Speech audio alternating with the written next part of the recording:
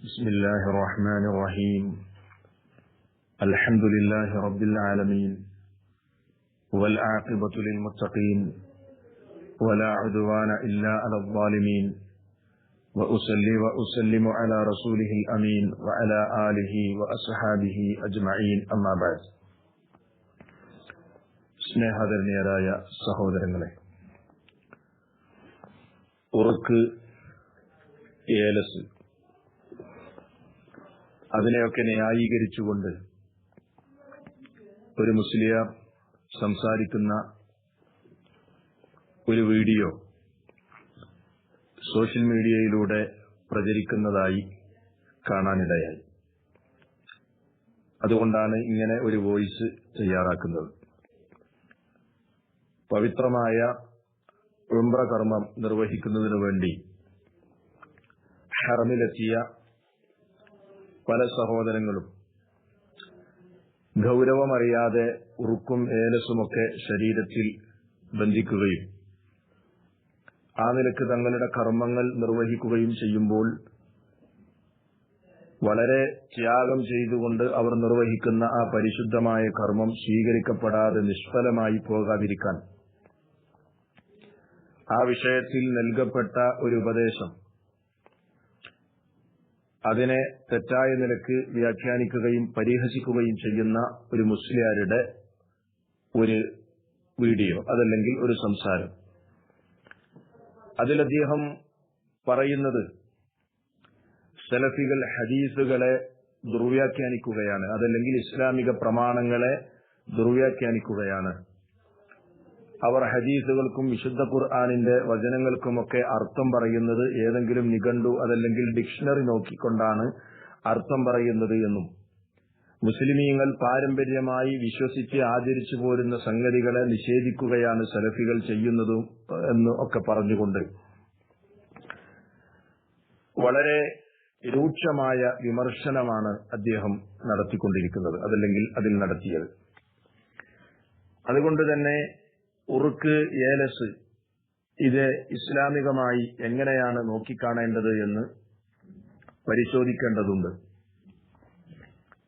ആരാണ് ഹദീസുകളെ ദുർവ്യാഖ്യാനിക്കുകയും തങ്ങളുടെ താൽപര്യങ്ങൾക്കനുസരിച്ച് കാര്യങ്ങളെ വ്യാഖ്യാനിക്കുകയും ചെയ്യുന്നത് എന്ന് സാധാരണക്കാരായ ആളുകൾ മനസ്സിലാക്കേണ്ടതുണ്ട് എന്നതുകൊണ്ടാണ് ഈ ഒരു വിഷയം പരാമർശിക്കുന്നത്.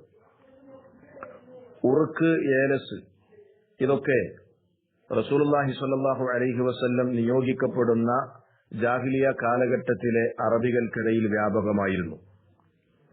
അവര് പലപ്പോഴും തമായിമുകൾ, ഏലസുകൾ അതല്ലെങ്കിൽ ഉറുക്കുകൾ കാനത്തിൽ അറബു യുഅല്ലിഖുഹ അല ഔലാദിഹിം, തങ്ങളുടെ കുട്ടികളുടെ ശരീരത്തിൽ അവർ അതിനെ ബന്ധിക്കുകയും എന്നിട്ട് യത്തഖൂന ബിഹൽ ഐനു ഫീ സഹമിഹിം, അവരുടെ വാദപ്രകാരം അതൊക്കെ കണ്ണേറിൽ നിന്ന് അവരെ തടയുമെന്നും അതേപോലെ ഉപദ്രവങ്ങളിൽ നിന്ന് അതൊക്കെ രക്ഷ നൽകുമെന്ന വിശ്വാസത്താൽ തമായിമുകൾ അവർ ബന്ധിച്ചിരുന്നു. അള്ളാഹുവിന്റെ പ്രവാചകൻ പരിശുദ്ധ ദീനുമായി വരികയും ഷിർക്കിന്റെ ഓരോ മേഖലകളെയും തുടച്ചു നീക്കുകയും ചെയ്തു. ഫഅബ്തലഹൽ ഇസ്ലാം, അങ്ങനെയുള്ള തമീമത്തുകളെയും തമായിമുകളെ, ഏലസുകളെ, ഉറുക്കുകളെ ഇസ്ലാം നിഷ്ഫലമാക്കി കളഞ്ഞു. റസൂലുള്ളാഹി സ്വല്ലല്ലാഹു അലൈഹി വസല്ലം പറഞ്ഞു, മൻ അല്ലഖ തമീമത്തൻ ഫഖദ് അശ്റക, ആരെങ്കിലും തമീമത്ത് ബന്ധിക്കുകയാണെങ്കിൽ അവൻ ശിർക്ക് ചെയ്തു.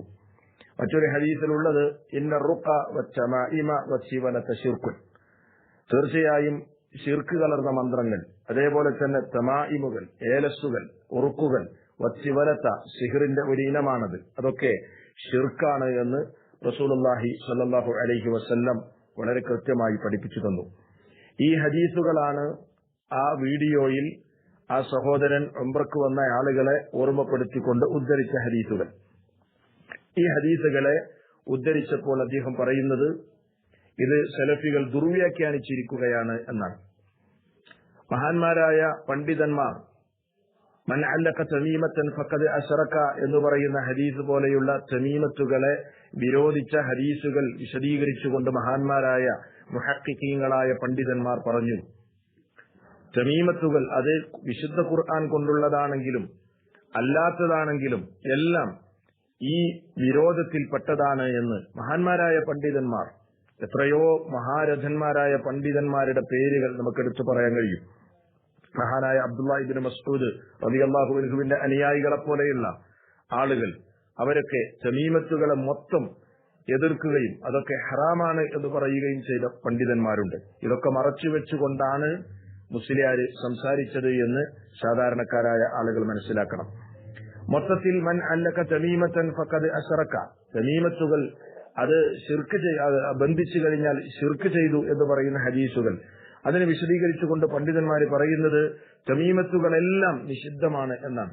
അതിനവർ പറയുന്ന കാരണങ്ങൾ, ഒന്നാമത്തെ കാരണം, ഇവിടെ മൊത്തത്തിലാണ് വിരോധം വന്നിട്ടുള്ളത്. തമീമത്തുകളെ മൊത്തത്തിലാണ് വിരോധിച്ചിട്ടുള്ളത്. അതിൽ വലം യഅ്തിമായ ഖുസ്സു ഹാദൽ ഉമൂം, ഈ ഉമൂമിനെ ഖാസായിക്കൊണ്ട് വിശുദ്ധ ഖുർആൻ കൊണ്ട് എഴുതി അത് ശരീരത്തിൽ ബന്ധിക്കാം, അതല്ലെങ്കിൽ അസ്മാഉകളെ കൊണ്ട് സിഫാത്തുകളെ കൊണ്ട് അത് എഴുതി ശരീരത്തിൽ ബന്ധിക്കാം എന്ന നിലക്ക് മുസ്ലിയാര് പറയുന്നത് പോലെ ഖാസായ നിലക്ക് ആ വിഷയത്തിൽ ഒന്നും ഉദ്ധരിക്കപ്പെട്ടിട്ടില്ല എന്നതാണ് പണ്ഡിതന്മാരുടെ തെളിവ്, ഒന്നാമത്തെ തെളിവ്. രണ്ടാമതായി അവര് പറയുന്നത് വിശുദ്ധ ഖുർആൻ എഴുതി അതല്ലെങ്കിൽ അസ്മാഉകൾ സിഫാത്തുകൾ എഴുതി ശരീരത്തിൽ ബന്ധിക്കുന്ന ആ നിലക്കുള്ള തമീമത്തുകളെ തമായിമുകളെ അനുവദിച്ചിട്ടുണ്ടായിരുന്നുവെങ്കിൽ റസൂലുള്ളാഹി സ്വല്ലല്ലാഹു അലൈഹി വസല്ലം തന്റെ ഉമ്മത്തിന് അത് വിശദീകരിച്ചു കൊടുക്കുമായിരുന്നു. പക്ഷേ റസൂൽ കരീം സ്വല്ലല്ലാഹു അലൈഹി വസല്ലം അത് വിശദീകരിച്ചില്ല. പ്രത്യേകിച്ച് ശിർക്കൻ തമായിമുകൾ വ്യാപിച്ച ഒരു കാലഘട്ടത്തിൽ അവിടെ അനുവദിക്കപ്പെട്ട ഒരു ഇനമുണ്ടായിരുന്നുവെങ്കിൽ റസൂലുള്ളാഹി സ്വല്ലല്ലാഹു അലൈഹി വസല്ലം അത് പഠിപ്പിച്ചു കൊടുക്കേണ്ടതായിരുന്നു. മന്ത്രത്തെ സംബന്ധിച്ച് അള്ളാഹുവിന്റെ റസൂല് പറഞ്ഞല്ലോ, മന്ത്രം വ്യാപകമായിരുന്നു ജാഹിലിയ കാലഘട്ടത്തിൽ, ശിർക്ക് കലർന്ന മന്ത്രങ്ങൾ. റസൂലുള്ളാഹി സ്വല്ലല്ലാഹു അലൈഹി വസല്ലം പറഞ്ഞു, ലാ ബഅസ ബിർറുഖ മാ ലം യകുൻ ഫീഹി ശിർക്ക്, ശിർക്കില്ലാത്ത മന്ത്രങ്ങളാണെങ്കിൽ അത് അനുവദിക്കപ്പെട്ടതാണ്, അനുവദനീയമാണ്, അതിന് കുഴപ്പമില്ല എന്ന് പറഞ്ഞ റസൂലുള്ളാഹി സ്വല്ലല്ലാഹു അലൈഹി വസല്ലം ഒരിക്കലും തമായിമുകളിൽ അനുവദിക്കപ്പെട്ട വിശുദ്ധ ഖുർആൻ പോലെ അസ്മാഉ വസിഫാത്തുകളെ എഴുതിക്കൊണ്ടോ ഖുർആൻ എഴുതിക്കൊണ്ടോ ഉള്ള തമായിമുകൾ അനുവദനീയമായിരുന്നുവെങ്കിൽ എന്തുകൊണ്ട് റസൂലുള്ളാഹി സ്വല്ലല്ലാഹു അലൈഹി വസല്ലം അത് പഠിപ്പിച്ചില്ല? കൃത്യമായി വസ്തുതകളെ നിരാകരിക്കുന്ന, തെറ്റിദ്ധരിപ്പിക്കുന്ന ഇതുപോലെയുള്ള മുസ്ലിയാക്കന്മാർ കൃത്യമായി മറുപടി പറയേണ്ടതാണ്. അതേപോലെ തന്നെ മഹാന്മാരായ പണ്ഡിതന്മാർ പറഞ്ഞു, അതുകൊണ്ട് തന്നെ തഅലീഖുൽ ഖുർആൻ, ഖുർആൻ എഴുതി ബന്ധിക്കുക എന്നത് ലൈസ മിന സുന്ന, ഇത് സുന്നത്തിൽപ്പെട്ടതല്ല. മറിച്ച് വിശുദ്ധ ഖുർആൻ ശിഫയാണ്, ശമനമാണ്. ശാരീരിക രോഗങ്ങൾക്ക് വിശുദ്ധ ഖുർആൻ ശമനമാണ്, മാനസിക രോഗങ്ങൾക്ക് വിശുദ്ധ ഖുർആൻ ശമനമാണ്. അതിൽ മുസ്ലിം ലോകത്ത് തർക്കമില്ല. വിശുദ്ധ ഖുർആൻ കൊണ്ടുള്ള മന്ത്രമുണ്ട്, ഖുർആനിന്റെ ശമനം അതുകൊണ്ട് മന്ത്രിക്കലാണ് അതിന് രോഗശമനത്തിനുള്ള മാർഗമായി റസൂലുള്ളാഹി സ്വല്ലല്ലാഹു അലൈഹി വസല്ലം പഠിപ്പിച്ചത്. എന്നാൽ വിശുദ്ധ ഖുർആൻ എഴുതി ശരീരത്തിൽ ബന്ധിക്കുവാൻ അള്ളാഹുവിന്റെ പ്രവാചകൻ പഠിപ്പിച്ചിട്ടില്ല. അതുകൊണ്ടാണ് പണ്ഡിതന്മാര് പറഞ്ഞത് അത് ലൈസ മിന സുന്ന, സുന്നത്തിൽപ്പെട്ടതല്ല എന്ന്. മൂന്നാമതായി തമായിമുകൾ മുഴുവനും വിരോധിക്കപ്പെട്ടതാണ് എന്ന് പറയുന്ന പണ്ഡിതന്മാർ പറയുന്ന മൂന്നാമത്തെ ന്യായം സദ്ദു ദറാഇ ആണ്, അതായത് ശിർക്കിലേക്കുള്ള വഴി അടക്കലാണ്. കിതാബോധി പഠിച്ച ഈ മുസ്ലിയാരെ സംബന്ധിച്ചിടത്തോളം ഇങ്ങനെ ഒരു സംഗതി ഉണ്ട് എന്ന കാര്യം മുസ്ലിയാർക്ക് അറിയാവുന്ന കാര്യമാണ്. അതായത് വിശുദ്ധ ഖുർആൻ കൊണ്ട് ഉള്ള തമായിമുകൾ അതല്ലെങ്കിൽ അസ്മാഉ വസിഫാത്തുകൾ കൊണ്ടുള്ള തമായിമുകൾ തമീമത്തുകൾ അനുവദനീയമാണ് എന്ന് പറഞ്ഞാൽ അത് പ്രത്യേകിച്ച് ശിർക്കും അതേപോലെ അന്ധവിശ്വാസങ്ങളും കലർന്ന വ്യാപകമായ ഈ കാലഘട്ടത്തിൽ ഷിർക്കിന്റെ കവാടങ്ങൾ തുറന്നുകൊടുക്കലാണ് എന്ന് പണ്ഡിതന്മാർ കൃത്യമായി പറഞ്ഞിട്ടുണ്ട്. അതിനാലാണ് മഹാനരാധന്മാരായ പണ്ഡിതന്മാർ പറഞ്ഞത് ആ കവാടം അടക്കപ്പെടേണ്ടതാണ്. മാത്രമല്ല അവര് പറഞ്ഞു, വിശുദ്ധ ഖുർആൻ അത് എഴുതിക്കെട്ടിയാൽ പലപ്പോഴും അതുകൊണ്ട് വൃത്തിഹീനമായ സ്ഥലങ്ങളിൽ പ്രവേശിക്കാൻ കാരണമായി തീരും. നജസ്സുകളുള്ള വൃത്തിഹീനമായ സ്ഥലങ്ങളിൽ ഈ തമീമത്തുകളെ കൊണ്ട് പ്രവേശിക്കുകയും അങ്ങനെ പരിശുദ്ധമായ അള്ളാഹുവിന്റെ മഹനീയമായ കലാമിനെ അനാദരിക്കുവാൻ അത് കാരണമായി തീരും എന്ന് മഹാരഥന്മാരായ പണ്ഡിതന്മാർ പഠിപ്പിച്ചിട്ടുണ്ട്. അതുകൊണ്ടാണ് സലഫികൾ പറയുന്നത് എന്ത്, ഉറുക്കും ഏലസുമൊക്കെ അതേപോലെ തന്നെ ശിർക്ക് കലർന്ന മന്ത്രങ്ങൾ, ശിർക്ക് കലരാത്ത അനുവദിക്കപ്പെട്ട മന്ത്രങ്ങളല്ല, അതൊക്കെ നിഷിദ്ധമാണ് എന്ന് പറയാൻ അതുകൊണ്ടാണ് സലഫികൾ തയ്യാറായത്. എന്നാൽ മുസ്ലിയാര് പറയുന്നത് വിശുദ്ധ ഖുർആൻ കൊണ്ടുള്ള തമീമത്തുകൾ അനുവദനീയമാണ് എന്നതാണ്. അതാണ് പണ്ഡിതന്മാര് പറഞ്ഞത്. അങ്ങനെ അനുവദനീയമാണ് എന്ന് പറയാൻ എവിടെയാണ് ഇസ്ലാമിൽ തെളിവുള്ളത് എന്ന് മുസ്ലിയാർ ഉദ്ധരിച്ച തെളിവുകളിലേക്ക് ഞാൻ കടന്നു വരുന്നുണ്ട്. മാത്രമല്ല മുസ്ലിയാർ തന്നെ പറയുന്നുണ്ട്, വിശുദ്ധ ഖുർആൻ കൊണ്ടല്ലാത്തതും വിശുദ്ധ ഖുർആൻ അല്ലാത്തതും അർത്ഥമറിയാത്തതും മറ്റേതെങ്കിലും ഭാഷയിലുള്ളതുമൊക്കെയായ തമായിമുകൾ അത് എഴുതാനോ അത് വായിക്കുവാനോ പാടില്ല എന്ന് മുസ്ലിയാർ പറയുന്നത് ശിർക്ക് തന്നെയാണ് എന്നതാണ് മുസ്ലിയാരുടെ വാദം. എന്നാൽ ഞാൻ ഈ മുസ്ലിയാരോട് ചോദിക്കട്ടെ, ഇന്ന് നമ്മുടെ നാട്ടിൽ ഇങ്ങനെ എഴുതി കൊടുക്കുന്ന ഈ ഏലസുകൾ അതല്ലെങ്കിൽ ഉറുക്കുകൾ, അതിന്റെയൊക്കെ അകത്ത് വിശുദ്ധ ഖുർആനാണോ ഉള്ളത്? അതല്ലെങ്കിൽ അള്ളാഹുവിന്റെ അസ്മാഉകളും സിഫാത്തുകളുമാണോ ഉള്ളത്? പല അക്ഷരങ്ങൾ, അതേപോലെ തന്നെ നമ്പറുകൾ, അതേപോലെ തന്നെ പല കീകൾ, ഹാഷ് കീ പോലെയുള്ള പലതുമൊക്കെ രേഖപ്പെടുത്തി ഏത് ഏലസ് തുറന്നാലും നമുക്ക് കാണാൻ കഴിയുന്നത് അങ്ങനെയാണ്. ഇങ്ങനെയുള്ള ശിർക്കൻ ഏലസുകൾ മുസ്ലിയാരുടെ വാദപ്രകാരം തന്നെ ഇങ്ങനെയുള്ള ശിർക്കൻ ഏലസുകൾക്ക് അത് അനുവദനീയമാണ് എന്നും അത് ഉപയോഗിക്കാം എന്നതിലേക്കുമുള്ള കവാടം തുറന്നു കൊടുക്കുകയാണ് യഥാർത്ഥത്തിൽ ഇങ്ങനെയുള്ള മുസ്ലിയാക്കന്മാരുടെ സംസാരം കൊണ്ട് ഉപകരിക്കുന്നത്. മാത്രമല്ല, ഇനി ഇത്തരം ആളുകൾ ഏലസുകൾ കെട്ടുമ്പോഴോ അതുകൊണ്ടുള്ള ഉദ്ദേശം എന്താണ്? ഇന്ന് ഏലസ് കെട്ടുന്ന ആളുകൾ എന്താണ് അവരുടെ വിശ്വാസം? മിക്കവരുടെയും വിശ്വാസം എന്താണ്? ഈ ഏലസ് മൂലമാണ് രോഗം മാറുന്നത്, ഈ ഉറുക്ക് മൂലമാണ് രോഗം മാറുന്നത്, അല്ലെ? ഇത്തരം ശിർക്കിന്റെ കവാടങ്ങൾ തുറന്നു കൊടുക്കുവാൻ, അതിലേക്ക് ആളുകൾ പ്രവേശിക്കുവാനുള്ള ഒരു അനുമതിയാണ് യഥാർത്ഥത്തിൽ ഇത്തരം മുസ്ലിയാക്കന്മാർ ഈ നിലക്കുള്ള സംസാരങ്ങൾ നടത്തി സമൂഹത്തിൽ പ്രചരിപ്പിക്കുമ്പോൾ അതുകൊണ്ട് ഉപകരിക്കുന്നത്. അതുകൊണ്ട് മനസ്സിലാക്കേണ്ടത്, ശിർക്ക് ഇസ്ലാം ശിർക്കാണെന്ന്, തമീമത്തുകൾ ശിർക്കാണെന്ന് പറഞ്ഞിട്ടുണ്ടെങ്കിൽ ഇത് ശിർക്ക് തന്നെയാണ്. അതിനനുവദിക്കപ്പെട്ട ഒരു ഇനമുണ്ടായിരുന്നെങ്കിൽ റസൂലുള്ളാഹി സ്വല്ലല്ലാഹു അലൈഹി വസല്ലം അത് നമുക്ക് പഠിപ്പിച്ചു തരേണ്ടതായിരുന്നു. മറിച്ച് വിശുദ്ധ ഖുർആൻ കൊണ്ട്, വിശുദ്ധ ഖുർആനിന്റെ വചനങ്ങൾ കൊണ്ട് തമീമത്തുകൾ ആകാമെന്ന് ചില പണ്ഡിതന്മാർ പറഞ്ഞിട്ടുണ്ട് എന്നത് ശരിയാണ്. പക്ഷേ അതിന് ഇസ്ലാമിന്റെ പ്രമാണങ്ങളിൽ തെളിവുകളില്ല എന്നതാണ് സത്യം. ആരുടെ വാക്കാണെങ്കിലും, എത്ര വലിയ മഹാന്മാരുടെ വാക്കുകളാണെങ്കിലും തെളിവുകളുടെ അടിസ്ഥാനത്തിൽ പിൻപറ്റണമെന്നതാണ്. തെളിവുകളില്ലാത്തതിന്റെ, അതല്ലെങ്കിൽ ഇസ്ലാമിക പ്രമാണങ്ങളിൽ അടിസ്ഥാനമില്ലാത്ത വാക്കുകൾ നമ്മൾ പിൻപറ്റാൻ ബാധ്യസ്ഥരല്ല. പിന്നെ മുസ്ലിയാർ ഉദ്ധരിച്ച ഹദീസ് അതെന്താണ്? അബ്ദുല്ലാഹ് ഇബ്നു അംർ റളിയല്ലാഹു അൻഹു, ഫകാന അബ്ദുല്ലാഹ് ഇബ്നു അംർ യുലഖിനുഹാ മൻ ബലഗ മിൻ വലദിഹി വമൻ ലം യബ്ലുഗ് മിൻഹും കതബഹാ ഫീ സുഖിൻ ثم علقها في عنقه. അതായത് അബ്ദുല്ലാഹ് ഇബ്നു അംർ റളിയല്ലാഹു അൻഹു അല്ലാഹുവിന്റെ റസൂല് പഠിപ്പിച്ചു കൊടുത്ത പ്രാർത്ഥന, രാത്രി ഇദാ ഫസിഅ അഹദുക്കും മിനൻ നൗമി ഫല്യഖുൽ, നിങ്ങൾ ഉറക്കിൽ ആരെങ്കിലും വെപ്രാളപ്പെടുകയോ ഭയപ്പെടുകയോ ചെയ്ത് ഞെട്ടിയുണരുകയാണെങ്കിൽ അവൻ ഇങ്ങനെ പറയട്ടെ, അഊദു ബികലിമാത്തില്ലാഹി തആമാത്തി മിൻ ഗളബിഹി വഇഖാബിഹി വശർരി ഇബാദിഹി വമിൻ ഹമസാത്തി ശയാത്തീൻ വഅൻ യഹ്ദുറൂൻ എന്ന് പറയുകയാണെങ്കിൽ ഫഇന്നഹാ ലൻ തളുറുഹു, അവനെ അത് പറഞ്ഞാൽ പിന്നീട് ഉപദ്രവങ്ങൾ ഏൽപ്പിക്കുകയില്ല, ഉപദ്രവങ്ങൾ ഉണ്ടാവുകയില്ല എന്ന് റസൂലുള്ളാഹി സ്വല്ലല്ലാഹു അലൈഹി വസല്ലം പഠിപ്പിച്ച ആ ദിക്ർ അബ്ദുല്ലാഹ് ഇബ്നു അംർ റളിയല്ലാഹു അൻഹു അത് യുലഖിനുഹാ മൻ ബലഗ മിൻ വലദിഹി, തന്റെ കുട്ടികളിൽ പ്രായമായ ആളുകൾക്ക് അത് പറഞ്ഞു കൊടുക്കുകയും വമൻ ലം യബ്ലുഗ് മിൻഹും കതബഹാ ഫീ സുഖിൻ സുമ്മ അല്ലഖഹാ ഫീ ഉൽഖിഹി, അത് പ്രായമെത്താത്ത ചെറിയ കുട്ടികൾക്ക് അത് എഴുതി കഴുത്തിൽ തൂക്കിക്കൊടുക്കാറുണ്ടായിരുന്നു എന്ന് പറയുന്ന ആ ഹദീസിലെ ആ വാചകം, അതല്ലെങ്കിൽ ആ ഭാഗം, അതിനെ സംബന്ധിച്ച് പറയാൻ ചില കാര്യങ്ങളുണ്ട്. ഒന്നാമതായി പറയാനുള്ളത്, അബ്ദുല്ലാഹ് ഇബ്നു അംർ റളിയല്ലാഹു അൻഹു അങ്ങനെ എഴുതി കെട്ടിയിരുന്നു എന്ന് പറയുന്ന ആ ഭാഗം ആ ഹദീസിന്റെ സനദിൽ അത് ദുർബലമാണ് എന്ന് പണ്ഡിതന്മാർ വിശദീകരിച്ചിട്ടുണ്ട്. കാരണം ആ ഹദീസിന്റെ സനദിൽ മുഹമ്മദ് ബിൻ ഇസ്ഹാഖ് എന്ന് പറയുന്ന ഒരാളുണ്ട്. അദ്ദേഹം മുദല്ലിസാണ് എന്ന് പണ്ഡിതന്മാർ പറഞ്ഞിട്ടുണ്ട്. ഇമാം ഷൗക്കാനി തന്റെ ഫത്ഹുൽ ഖദീറിൽ പറഞ്ഞു, ഫി ഇസ്നാദിഹി മുഹമ്മദ് ബിൻ ഇസ്ഹാഖ് വഫീഹി മഖാലുൻ മഅറൂഫ്, അതിന്റെ സനദിൽ മുഹമ്മദ് ബിൻ ഇസ്ഹാഖ് എന്ന് പറയുന്ന ഒരാളുണ്ട്, അതുകൊണ്ട് തന്നെ അത് സ്വീകാര്യയോഗ്യമല്ല എന്ന് പണ്ഡിതന്മാർ പറഞ്ഞിട്ടുണ്ട്.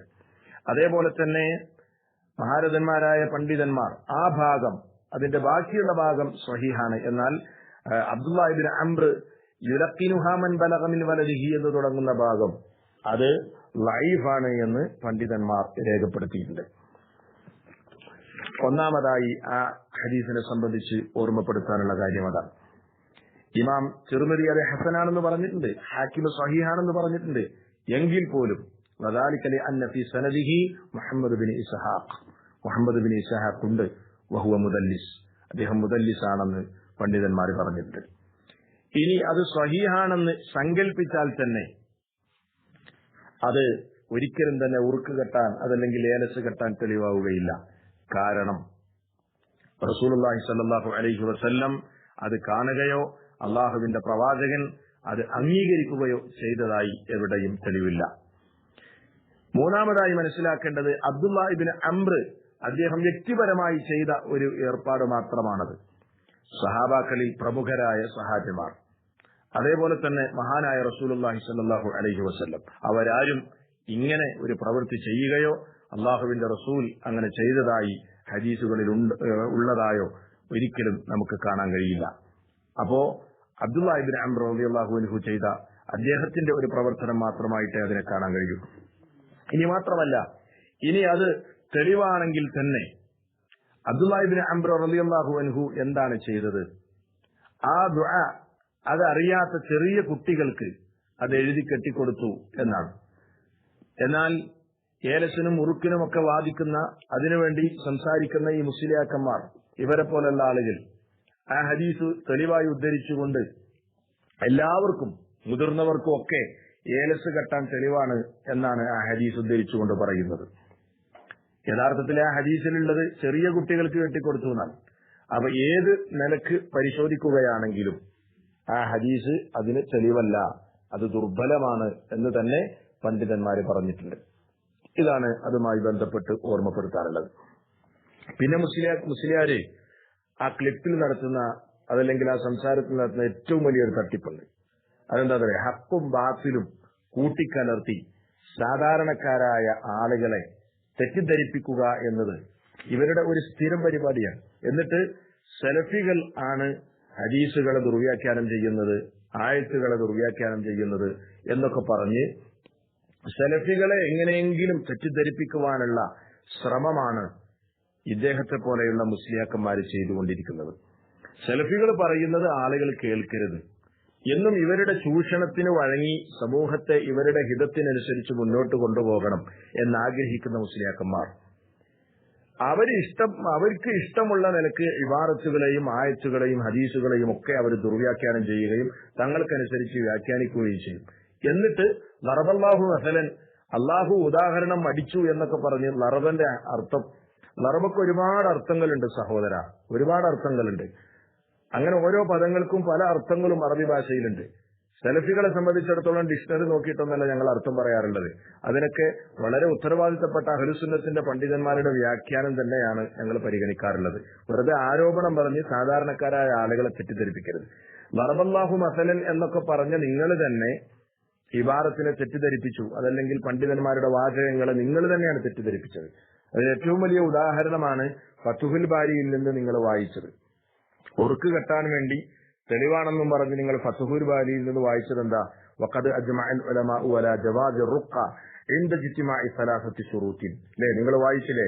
എന്താ ഇബ്നു ഹജർ പറഞ്ഞത്? വഖദ് അജ്മഅൽ ഉലമാഉ, പണ്ഡിതന്മാർക്കിടയിൽ ഇജ്മാ ഉണ്ട് എന്നാണ്. അലാ ജവാദി റുഖ, റുഖ അതായത് മന്ത്രം അനുവദനീയമാണ് എന്ന കാര്യത്തിൽ ഇൻദ ഇജ്തിമാഇ സലാസത്തി ശുറൂത്തിൻ, 3 നിബന്ധനകൾ സമ്മേളിക്കുമ്പോൾ, 3 നിബന്ധനകൾ ഒക്കുമ്പോൾ. അല്ലേ, ആർക്കാ തർക്കമുള്ളത്? മന്ത്രത്തെ ആരാ നിഷേധിച്ചത്? മന്ത്രത്തെ ആരും നിഷേധിച്ചിട്ടില്ല. സലഫികൾ എതിർത്തിട്ടുണ്ടോ? ഇല്ല. യഥാർത്ഥ സലഫികൾ ഒരിക്കലും ശറഈയായ മന്ത്രത്തെ എതിർത്തിട്ടില്ല. മന്ത്രത്തെ സംബന്ധിച്ചാണ് ഇബ്നു ഹജർ ഫതുഹുൽ ബാരിയിൽ പറയുന്നത്. അത് നിങ്ങൾ ഉറുക്കിനും ഏലസിനും തെളിവായി ആ ഇബാറത്ത് എങ്ങനെയാണ് നിങ്ങൾ ഉദ്ധരിക്കുന്നത്? സാധാരണക്കാരായ ആളുകളെ നിങ്ങൾ വഞ്ചിക്കുകയാണോ? എന്നിട്ട് ഇബ്നു ഹജർ പറഞ്ഞു, യകൂന ബികലാമില്ലാഹി തആല ഔ ബി അസ്മാഇഹി വസിഫാതിഹി, മന്ത്രം അല്ലാഹുവിന്റെ കലാമ് കൊണ്ടോ അവന്റെ നാമ വിശേഷണങ്ങളെ കൊണ്ടോ, അതേപോലെ തന്നെ വബിൽ ലിസാനിൽ അറബി ഔ ബിമാ യുഅറഫു മഅനാഹു ഫീ ഗൈരിഹി, അതല്ലെങ്കിൽ അറബി ഭാഷയിലോ, അതേപോലെ വയഅതഖിദ അന്ന റുഖിയത ലാ തുഅസ്സിറു ബിദാതിഹാ, റുഖിയ സ്വന്തം അത് തഅ്സീർ ഉണ്ടാക്കുകയില്ല, ബൽ ബിദാത്തില്ലാഹി തആല, അള്ളയാണ് തഅ്സീർ ഉണ്ടാക്കുന്നത് എന്ന് പറഞ്ഞ 3 നിബന്ധനകൾ, മന്ത്രത്തിന്റെ നിബന്ധനകൾ നിങ്ങൾ തമായിമിന് വേണ്ടി അതിനെ ദുർവ്യാഖ്യാനിക്കുകയാണ് നിങ്ങൾ ചെയ്തത്. എന്നിട്ട് നിങ്ങൾ തന്നെ ദുർവ്യാഖ്യാനം ചെയ്ത് സലഫികളുടെ മേൽ അത് ആരോപിക്കുകയാണ് മുസ്ലിയാർ യഥാർത്ഥത്തിൽ ഇവിടെ ചെയ്തിരിക്കുന്നത് എന്നാണ് ഓർമ്മപ്പെടുത്താറുള്ളത്. അതുകൊണ്ട് തന്നെ മൻ അല്ലഖ തമീമത്തൻ ഫഖദ് അശ്റക എന്ന് പറയുന്ന അതേപോലെ അതേ ആശയം വരുന്ന ഹദീസുകൾ, ആ ഹദീസുകളിൽ മുഴുവൻ തമീമത്തുകളെയുമാണ് അതുകൊണ്ട് ഉദ്ദേശിക്കുന്നത് എന്ന് പണ്ഡിതന്മാർ പറഞ്ഞിട്ടുണ്ട്. കാരണം ഖുർആൻ കൊണ്ട് എഴുതി കിട്ടാൻ പ്രത്യേക തെളിവുകൾ ഹദീസുകളിൽ വന്നിട്ടില്ല എന്നതാണ് അവർ അതിന് കാരണം പറഞ്ഞിട്ടുള്ളത്. എന്നാൽ ഖുർആൻ കൊണ്ട് തമീമത്ത് ആവാമെന്ന് പറഞ്ഞ പണ്ഡിതന്മാരുണ്ട്. അതിനെ വിസ്മരിച്ചുകൊണ്ടല്ല പറയുന്നത്, മറിച്ച് ആ പറഞ്ഞ ആ അഭിപ്രായത്തിന് ഇസ്ലാമിക പ്രമാണങ്ങളിൽ തെളിവില്ലാത്തത് കൊണ്ടാണ് സലഫികൾ അത് സ്വീകരിക്കാത്തത് എന്നതാണ് അതുമായി ബന്ധപ്പെട്ട് ഓർമ്മപ്പെടുത്താനുള്ളത്. അസ്സലാമു അലൈക്കും വറഹ്മത്തുള്ളാഹി